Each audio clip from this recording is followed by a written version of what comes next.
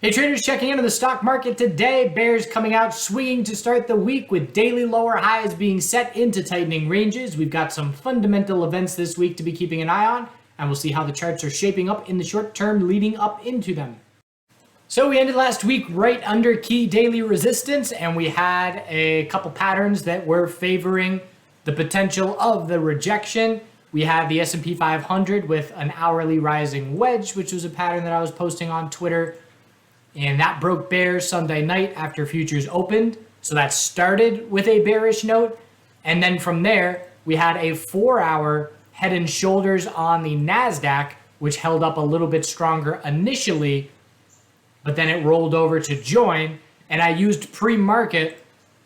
If I know I'm scouting a 4-hour lower high, I'm watching the 15-minute time frame for indications that that 4-hour lower high is potentially being set. So pre-market, I'm looking at the 4-hour, or I should say the 15-minute, and I see this rejection from resistance. And I say, all right, well, I'm going to top fish the high of pre-market. So entered SQQQ pre-market just before 7:30 for the potential of that 15-minute lower high. And it was right around here. And then we followed through and confirmed it. A little bit of a bounce into the open. And then, of course, once the open followed through, I was very confident that that short was going to play out. From there, 15-minute and 5-minute RSI was crushed in the teens. And so I exited that short position, or I exited half of that short position, and then re-entered it. Used a stop. Eventually, I was just pretty much micromanaging the half position at that point. Had a stop over the high, stopped out, and then we had relative weakness. No, not relative weakness. We did on the morning, certainly. But we had a higher high with no follow through and then rolled over, knowing that we're looking for the hourly lower high, EMA 12 resistance. So I am swinging a little bit of SQQQ and a little bit of LABD, bearish the biotech sector. I'll go over that entry when we get there. But essentially swinging the first bear exposure that I have in over a week because our daily lower high is set. There is one possibility here for the bulls to shape up a pattern in their favor. We can see the end of the day here. We did hold the low with a double bottom. So I'm watching the hourly here. If the bulls are able to overnight change the hourly trend in their favor, there is a potential 12-hour cup and handle. And on Wednesday pre-market, we have the CPI numbers for inflation that everybody's interested in. So I don't favor this as the most likely scenario. But now that I've got bear positions, I'm absolutely well aware that if we were to see bulls shape up overnight and open tomorrow higher, this would be a potential 12-hour bull flag that would require a bullish reaction to the CPI numbers to confirm. But I'm going to be well aware that it's on the table unless we break the lows of today tomorrow and see follow through for the bears. So the hourly downtrend is our short-term guide. Just like the hourly uptrend, looking at QQQ now, hourly uptrend last week was our guide. We kept the hourly uptrend the entire week. We then confirmed an hourly downtrend. So now the hourly downtrend is my guide.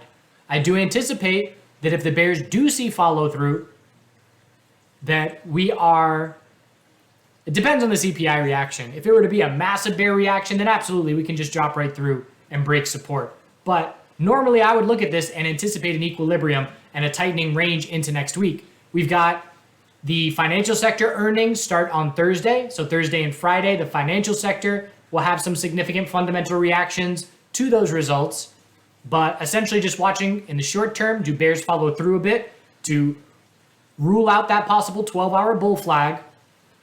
And then from there, do we set a daily high or low compared to 275.78? And at this point in time, that's still, even after the solid red day today, that's still another bunch of percent. 4% plus to the downside. S&P 500, we have that hourly rising wedge, but same thing, daily lower high is set, and 12-hour is a possible bull flag, but the bulls would have to change the hourly trend, break these resistances. We had to clear the bounce today, topped out right at some pre-market resistance. We could draw a downtrending resistance line if we want as a visual guide, but keep it simple. Bulls need to regain the hourly trend back in their favor for the possibility of a 12-hour bull flag. Tomorrow for me is either going to negate the possibility of these cup and handles or keep them on the table for the CPI numbers Wednesday morning. So daily tightening ranges. SMH daily lower high set by breaking the low of Friday. We're looking down at a gap to fill at 249 cents. And we know the bears will keep complete control of this sector as long as we're in a daily downtrend. We knew the daily lower high was the most likely scenario because of the amount of space that we had for that daily lower high to form as a result of this bounce. And so the only way that the bulls are going to gain momentum would be holding the low and then breaking that high. And anything less than that, bears keep full control. Curious about this downtrending support line. You could still be keeping an eye on that downtrending support line. It's come into play a whole bunch.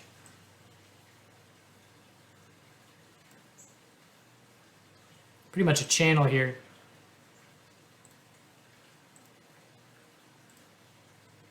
And then if I wanted to zoom in on the more recent action, I could draw a downtrending resistance line like that. But we're going to keep it simple. The daily trend is our guide. Lower high is set. Tesla, big bear day today, and it was a really nice top fish. We could see it had relative strength pre-market. The reason being the Twitter Musk drama and that having a bullish reaction after hours Friday. And so that had us open right near the high. And this is an instance where if you are comfortable with correlations, you can take the opposite direction of a correlation. You just have to ensure that you're careful doing so. So what do I mean by that? I mean, tons of individual names were opening well under their high of Friday. Tesla was opening right up near the high of Friday.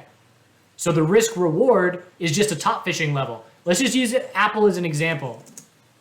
So Apple at the open, if I'm going to top fish, what level do I have to play off of? Well, it's high of the previous day. Well, let's use it. Apple was actually one of the stronger names.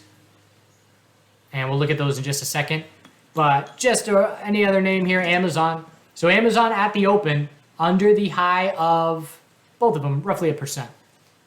1% of risk from the open to where you would stop out if the bulls were able to break high of Friday. So 1% risk or so.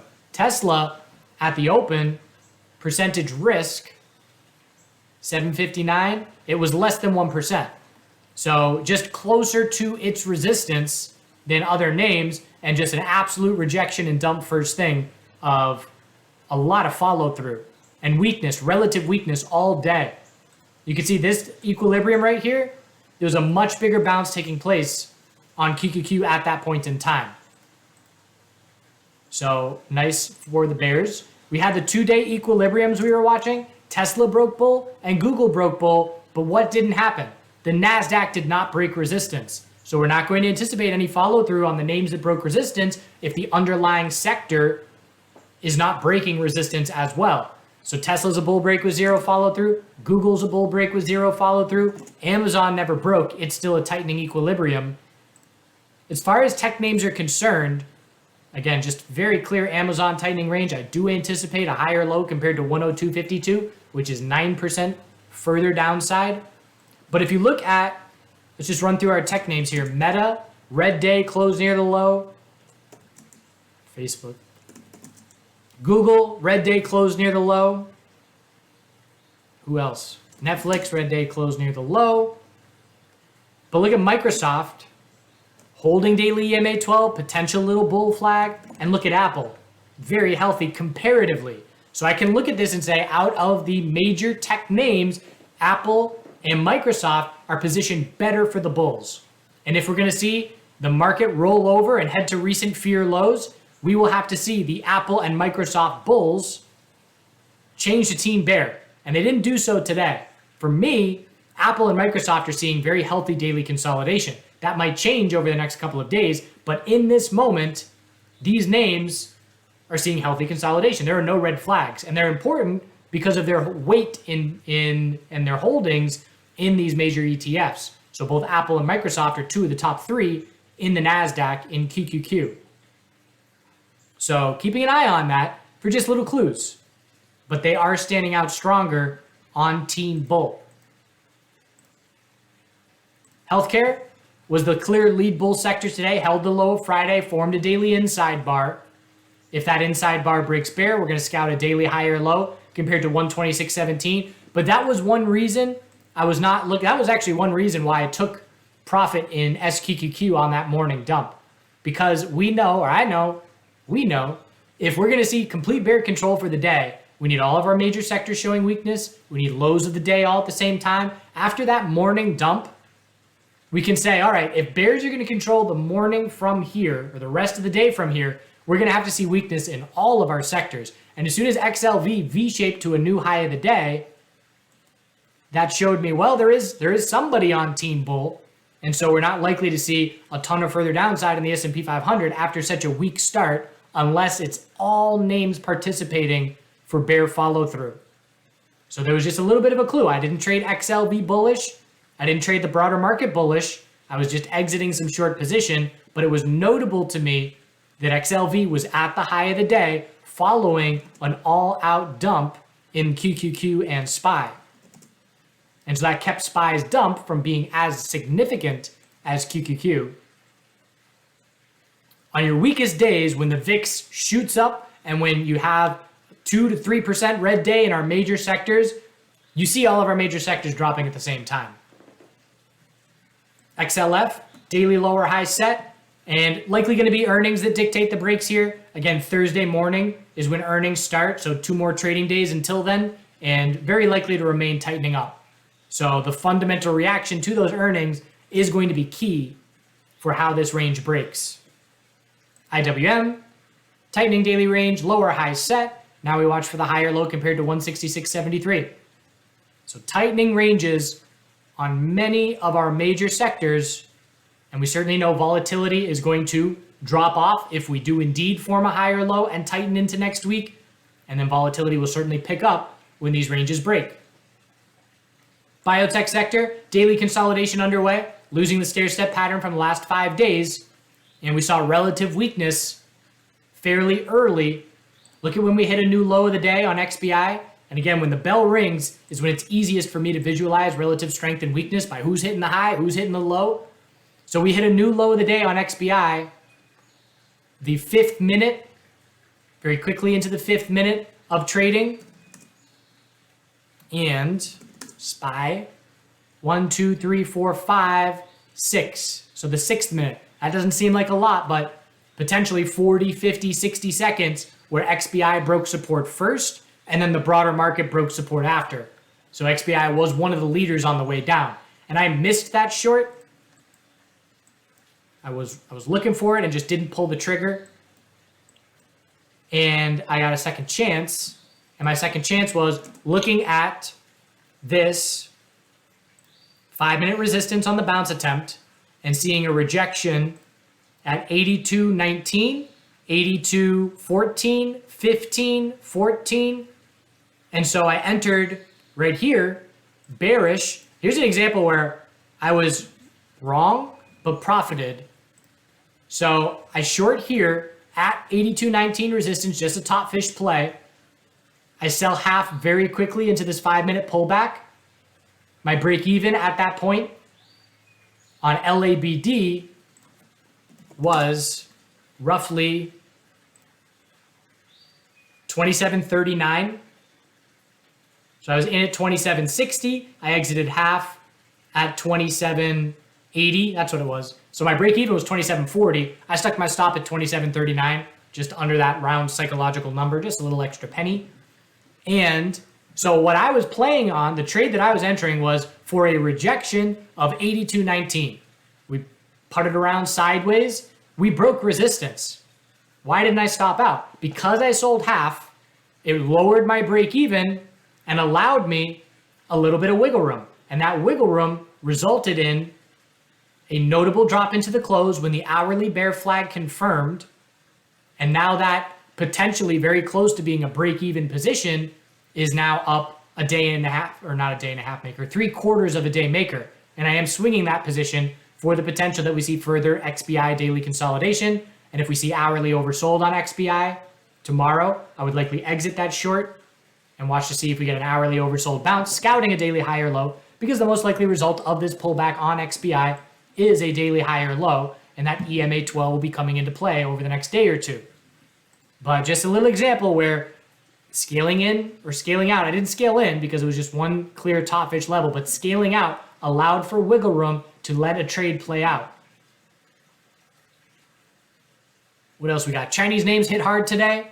So you've got these the rumors and the videos of the bank, the run on the banks, and is it just one isolated incident? Is it a bunch of banks? Either way, Baba shaped up a rising wedge.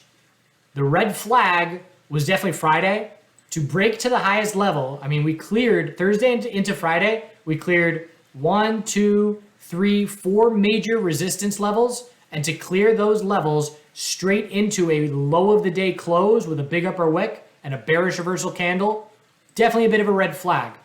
Unfortunately, it was a gap down that resulted in that bear opportunity, but a big drop and weekly consolidation is now underway.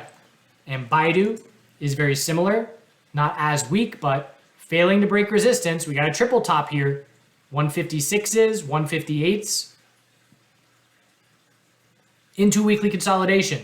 So continued tightening ranges on these Chinese names, and again, headlines in play as far as the reason for the significant weakness.